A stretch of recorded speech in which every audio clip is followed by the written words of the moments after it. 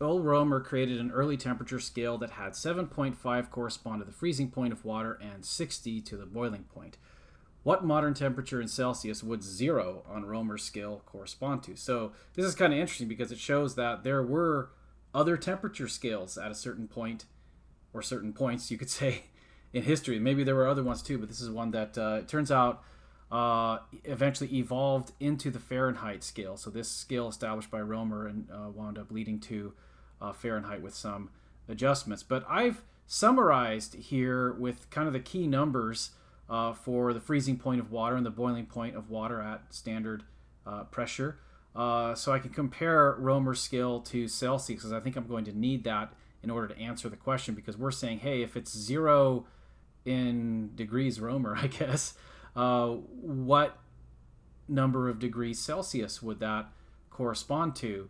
And I don't have 0 entered into this table anywhere for Romer, so it means I can't just read it off.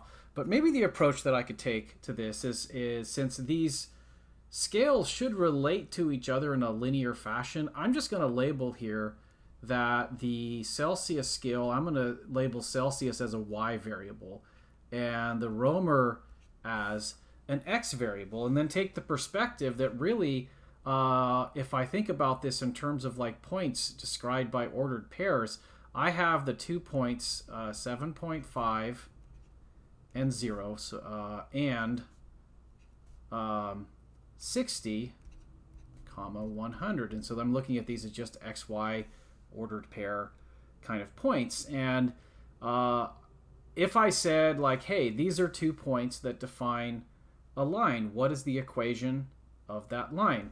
That's the task I'm going to set myself to. And one of the things I think I'm going to need to know is what the slope of that would be. So I'm going to use m for slope, and this I'm using kind of math notation here because in physics class m is often meant mass, but it means slope in this case, which is usually delta y over delta x, right? So maybe if I can look at that and say 100 minus 0 over 60 minus 7.5, which is really just equal to 100 over 52.5. I could actually work out what that is on my calculator, but I think I'm just going to save that for a later step.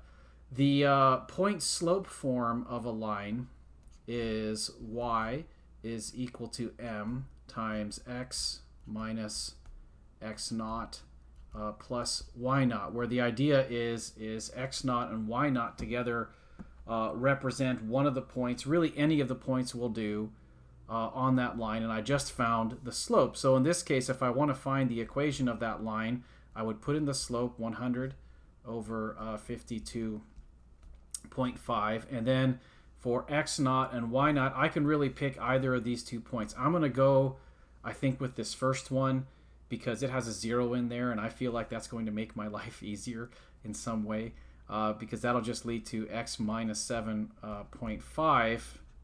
And again, for the y naught, that's just going to be 0. I mean, I could write plus 0 here, right? Plus 0 like that, but I really don't need that because it doesn't add anything, right? So this gives me my equation, and then I'm going to go ahead and put in, so like now I'm going to say, okay, let's let x be equal to 0, right? And then that will lead to y is equal to 100 divided by 52.5 multiplied by minus 7.5, since x is equal to 0. I didn't have enough space here, but it would be 0 minus 7.5, right? Because I'm putting x is equal to 0 in for that part.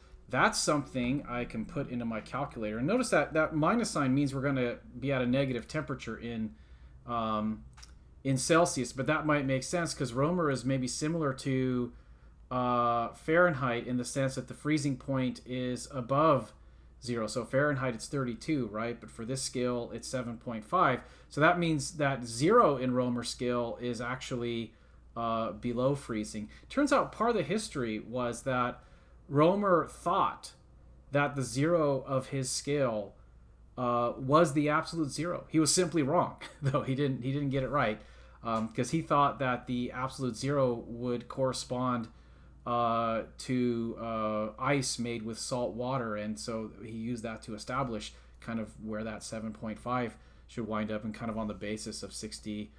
Actually, I think there was more to the story, but you could argue maybe it could have been on the basis of 60 being the boiling point.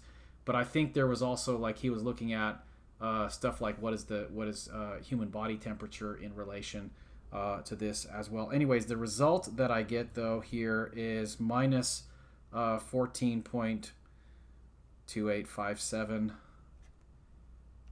Maybe I can just say maybe minus 14 is good enough by sig figs, but I don't always follow sig figs rules, so I'm just going to say minus 14.3. And to really make this a final answer, maybe somewhere here, I mean, I just did some math here, right?